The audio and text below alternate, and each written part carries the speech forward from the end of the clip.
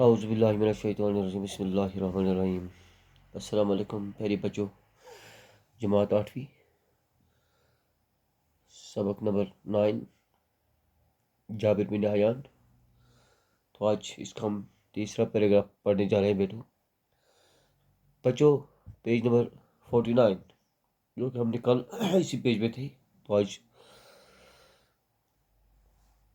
ان کا تجربہ، اصول اور قواعد مرتب کے یہ اصول و قواعد اب بھی استعمال ہوتے ہیں جو کہ اس نے دوائی بنائی تھی، جو جابر نے دوا بنائی جڑی بوٹیوں کی، وہ آج بھی استعمال ہوتا ہے۔ آج بھی اس کی اسی نقش قدم پہ دوائیاں چلتی رہتی تھی۔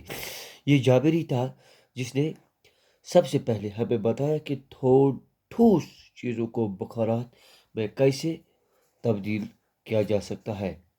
اب اس نے ٹھوس چیزوں سے ہلکی لطیف چیزیں حاصل کر کے انہیں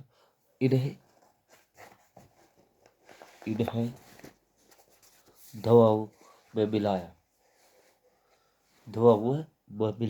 اسی طرح اس نے دواؤں کو محفوظ رکھنے کا طریقہ بھی ایجاد کیا۔ یہ وہی طریقہ ہے جس سے ہم آج کا سبلیمیشن کے نام سے جانتے ہیں۔ جابر یہی نہیں رکا، اس نے آکسیڈیشن کا طریقہ بھی ایجاد کیا۔ لوہے پر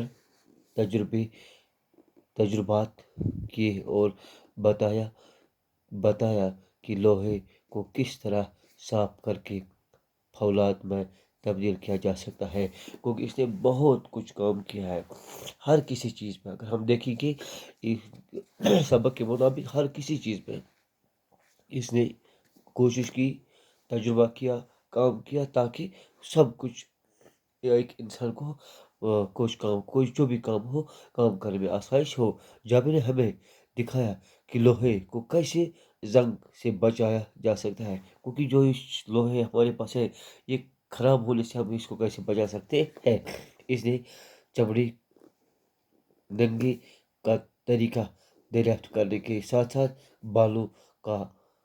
بالوں کو کالا کرنے کا نسخہ بھی تیار کیا، کیونکہ جو آج ہم لگاتے ہیں کالی مہندی، جس سے ہم آج کہتے ہیں، اس نے اس وقت یہ طریقہ بتایا کہ ہم بالوں کو کیسے کالا رکھتے ہیں۔ گرک کشیدہ کرنے کا آلہ بھی اس ذہین کیمیا گر کی ایجاد ہے۔ یہ وہی آلہ ہے جس سے ہم ریٹارٹ کے نام سے جانتے ہیں۔ یہ وہی ہے جس سے ہم ریٹارٹ کے نام سے جانتے ہیں۔ یہ گویا کہ اگر ہم دیکھیں کہ ہر کسی بات میں، ہر کسی چیز میں، ہر کسی وقت کے مطابق اس نے ہر کسی چیز میں اپنی بات دہرائی، اپنی بات کی۔ یہ تھا اس کا ایک اعلیٰ تجربہ، ہر کسی چیز پہ اس نے اپنا تجربہ کیا۔ شکریہ۔ کل اس کا لاسٹ پیراگراف ہم پڑھیں گے، تو اس کے بعد اس کے سوالات کل پھر انشاءاللہ حاضر ہوں گے۔ شکریہ، تھینکس۔